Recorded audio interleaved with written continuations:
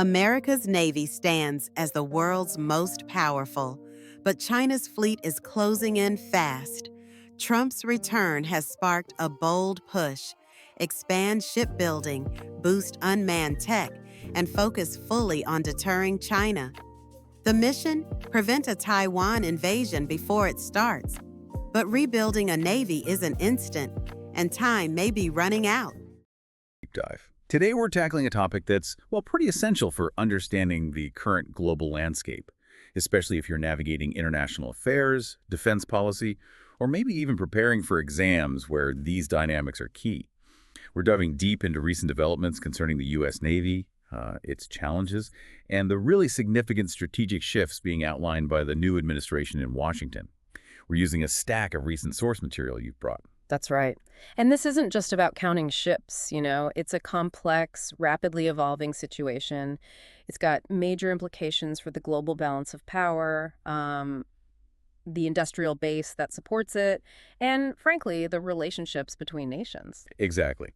So whether you're maybe a student digging into current events or just someone who wants a clearer picture of what's happening behind the headlines, well, this deep dive is built for you. We're going to try and cut through the noise, pull out the most important nuggets of insight from this material, and figure out what's really going on with the future of the U.S. Navy. Okay, where should we start? Okay, let's start with the core challenge laid out in the sources. On the surface, the U.S. Navy is still, objectively the most powerful in the world, but it's facing a significant, really undeniable challenge from China's rapidly expanding fleet. And what's important to note here, I think, is that this isn't some new problem that just appeared overnight. It's definitely been building for years. But the sources are highlighting this increased sense of urgency now, and that urgency is profoundly shaping current U.S. policy. Right, and the sources give us some useful historical context there. Right. If you think back to President Trump's first term, Yeah. there was that clear push for increased defense spending and these ambitious fleet expansion goals aiming for 350, maybe even 355 ships. Right, the target number. Exactly. But the reality by, say, July 2020 was growth from 274 ships up to 301 deployable battle force ships. Okay. But the sources point out, though, that a lot of the procurement behind that growth was actually initiated before that administration even took office. That's a key detail. And here's another crucial data point from the sources. Stagnation seems to have set in since 2020. As of March 2025, the U.S. Navy apparently has 295 deployable ships. So down slightly. Down slightly. And the Congressional Budget Office, the CBO, they predict it'll actually bottom out at 283 ships in 2027 before growth is expected to resume. Looking longer term, the current template is still the Navy's Battle Force 2045 concept. That envisions a much larger fleet, around 500 vessels, importantly including a lot of unmanned units. So quite a gap between the immediate reality and that long-term vision. Big gap, yeah. Now, here's where we see a really significant pivot revealed in one of the key documents mentioned in the sources. It's a leaked March 2025 planning memo, the Interim National Defense Strategic Guidance. Yeah, this guidance is a major insight. The Pentagon, under the previous administration, they'd already designated China as the pacing challenge. Right, the one setting the pace. Exactly. Meaning the challenge that sets the tempo for U.S. military modernization and planning, particularly as part of that whole pivot to the Pacific. But this new guidance, it takes it much, much further. It does. The sources quote or paraphrase this pretty stark line from the memo. China is the department's sole pacing threat, and denial of a Chinese fait accompli seizure of Taiwan while simultaneously defending the U.S. homeland is the department's sole pacing scenario. Okay, let's unpack what that sole pacing scenario really means.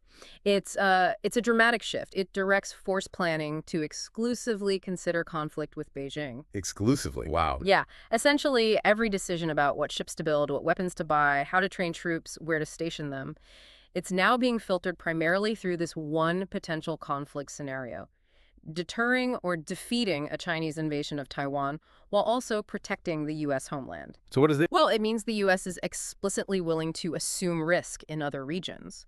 That puts pressure, serious pressure, on allies in Europe, the Middle East, other parts of Asia, to take on significantly greater responsibility for deterring threats from, say, Russia, Iran, North Korea. And it reduces the U.S. focus on regional militant groups, too. So if the strategic bullseye is now squarely on the Indo-Pacific, and any potential conflict there leans so heavily on maritime forces, then the strategic focus, immediately brings us right back to the readiness and the capacity of the U.S. Navy itself. Precisely. And that means addressing a major challenge the sources highlight repeatedly. State of the defense industrial base, especially its shipbuilding capacity. President Trump's statements back in January 2025, noting China's fleet growth while the U.S. was, quote, suffering in this area, that really underscored the urgency of this industrial problem. And the sources detail specific actions, specific people being brought in to tackle this. Defense Secretary Pete Hegseth, during his January 2025 confirmation hearing, he emphasized shipbuilding as an urgent national security priority. He directed that a roadmap be created. Then, in March 2025, President Trump announced the intention to establish a specific Office of Shipbuilding right within the White House. Interesting. Within the White House itself. Yeah, aiming to revitalize both the commercial and military shipbuilding sectors for national security. And what's particularly notable here is the selection of the new Navy Secretary, John Phelan.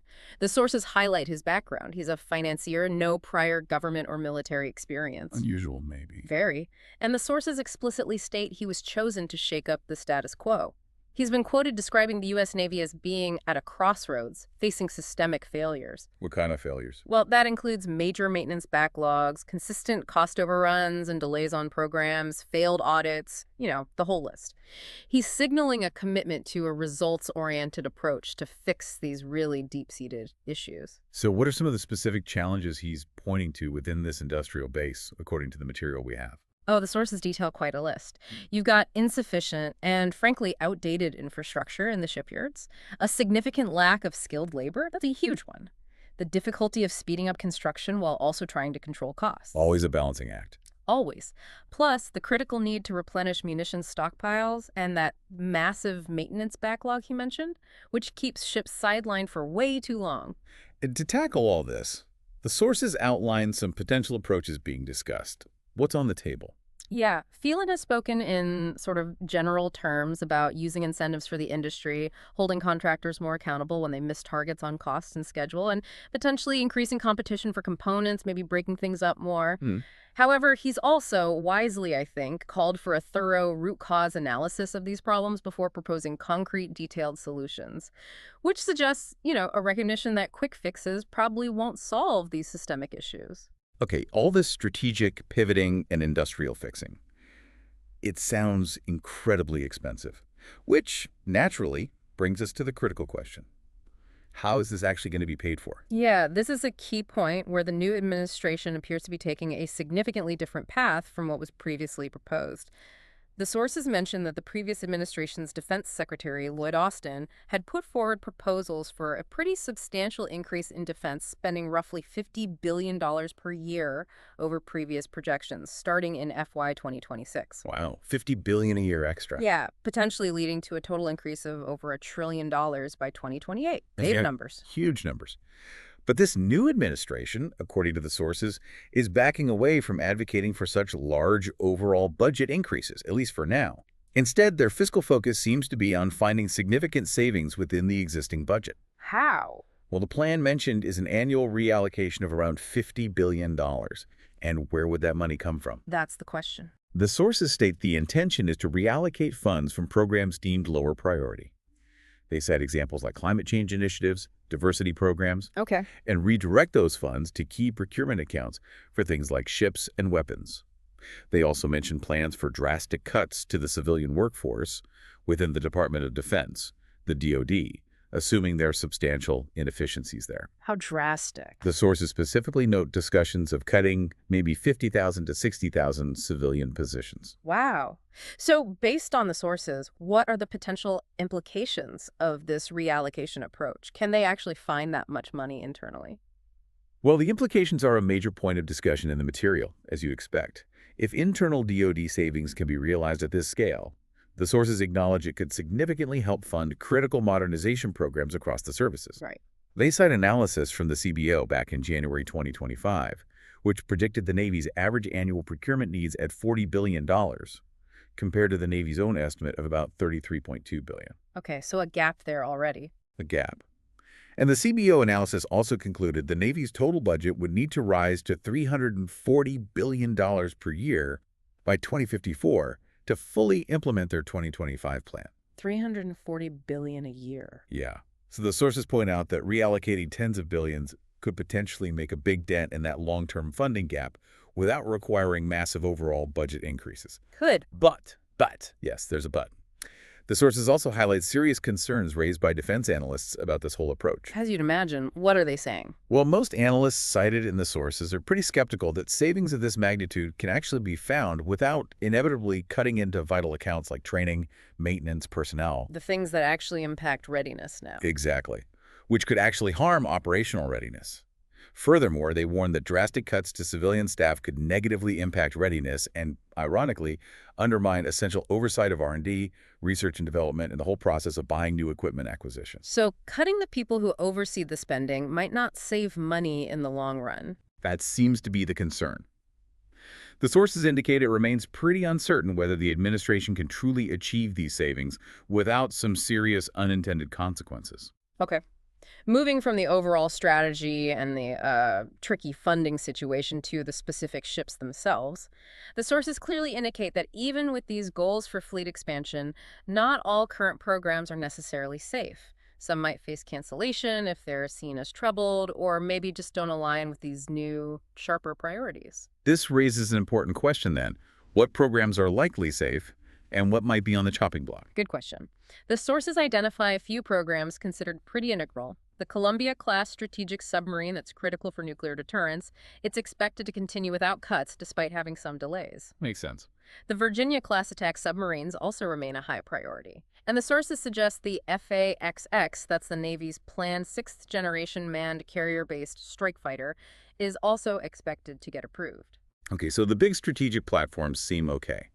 But the sources specifically highlight one program that appears to be at significant risk, the Constellation-class frigate. What are the issues there? Yeah, the Constellation. The sources point to some serious problems with this program. It's reported to be 3 years behind schedule already. Years. And roughly $200 million over budget per ship. Navy Secretary Phelan reportedly labeled the program a mess. Not mincing words. Not at all. And both he and President Trump have apparently assigned blame to previous Navy leadership for demanding significant design changes late in the process. These changes caused unplanned weight increases that could potentially jeopardize the ship's maneuverability and performance. So design changes leading to weight problems threatening performance. Okay. And the rationale presented in the sources for potentially canceling or maybe just curtailing this program. Well, given that construction is still in relatively early stages for this class of ships. Yeah. And with the increasing focus now on developing high-performance, large, unmanned vessels that could potentially take on some of the roles intended for these frigates, well, the sources suggest it's plausible the program could be canceled or significantly reduced. Which would free up considerable resources for other priorities, presumably. Exactly. Billions, potentially. It's clear, though, that revitalizing the domestic shipbuilding industry, that's a long-term endeavor, right? Absolutely. The sources mention looking at lessons from successful South Korean and Japanese industries, but they acknowledge the sheer complexity involved. It means revising old procedures, retraining a whole new generation of skilled workers, implementing new technology. And either building new facilities or reactivating dormant ones, that stuff doesn't happen overnight. Not at all. And this leads to a discussion in the sources about potential interim options. What can they do in the meantime? Well, one idea mentioned is the possibility of procuring foreign-built platforms, just buying ships from other countries to get a quicker boost in fleet numbers while the domestic industry gets back on its feet. President Trump has reportedly spoken positively about the Italian Frem frigate, which the Constellation class is actually based on. Right, the base design. And has publicly entertained the idea of buying vessels from allied nations if domestic reforms aren't sufficient or fast enough. But the sources also point out a pretty clear tension here, don't they? Oh, absolutely. Procuring foreign ships seems to conflict directly with that stated priority of boosting domestic industry, especially when you consider things like existing tariffs on imports and likely strong congressional opposition to sending critical defense manufacturing work overseas. It sounds like whether foreign procurement is a truly serious, politically viable option, well, that remains pretty unclear based on the material. Yeah, a real contradiction there, potentially. And this brings us to a final, crucial challenge raised by the source material. The practical implications of that exclusive focus on the Indo-Pacific. While the guidance documents suggest allies should pick up more slack elsewhere, The sources note that the U.S. Navy's assets are fundamentally crucial in other regions as well, like the North Atlantic, for example. Yeah, you can't just ignore the rest of the world. They even cite a specific, very recent example, that joint U.S. Navy and U.S. Air Force bombing campaign against Houthi militia in the Red Sea in March 2025. Right, just a couple of months ago in this timeline. Exactly. And the source explicitly points out that this reflects a recognition of the Red Sea's global strategic importance. While U.S. commercial interests might be less reliant on Red Sea transit than some others, it remains a vital international waterway, particularly for U.S. military ships and logistics moving globally. The sources state a fundamental truth here. Global superpower status requires global presence. And for Washington, the U.S. Navy and the Marine Corps are the indispensable foundation of that global presence. It really raises the question of how much risk can truly be assumed elsewhere. Wow, okay. That was a really packed deep dive. We've seen the clear, urgent challenge posed by China's naval growth, the dramatic strategic pivot outlined in the new guidance, making China the sole focus, the determined effort to fix a long-troubled shipbuilding industry, that innovative but potentially risky approach to funding through internal reallocation, and the difficult choices being made about specific ships and programs, like the Constellation frigates. And as the sources make clear, this is very much a story in progress, isn't it? We're only, a few months into a new administration in this scenario? While the strategy is being laid out, many significant challenges still require concrete solutions and a clear path forward to bridge that gap between aspiration and reality. Absolutely. Understanding these dynamics is crucial for anyone trying to grasp current international affairs, defense policy, and highly relevant, as we said, for competitive exams covering these topics. We hope this deep dive has given you valuable insights into this critical, evolving situation. And maybe to leave you with a final thought for consideration, based on the sources. Given the United States' widespread global commitments and interests, and just the inherent nature of being a superpower with global presence, can the U.S. truly afford, as that strategic guidance suggests, to assume risk in major strategic regions outside its primary focus on the Indo-Pacific? What does this highly concentrated strategic focus potentially mean for the balance of global power in other parts of the world? That's a fascinating question to consider. The source material for this deep dive came from ESD. We really hope you found this helpful. If you did, please like and subscribe to the deep dive. And if you have further questions or thoughts on this complex topic, definitely leave a comment below. We love hearing from you and appreciate you joining us for this deep dive.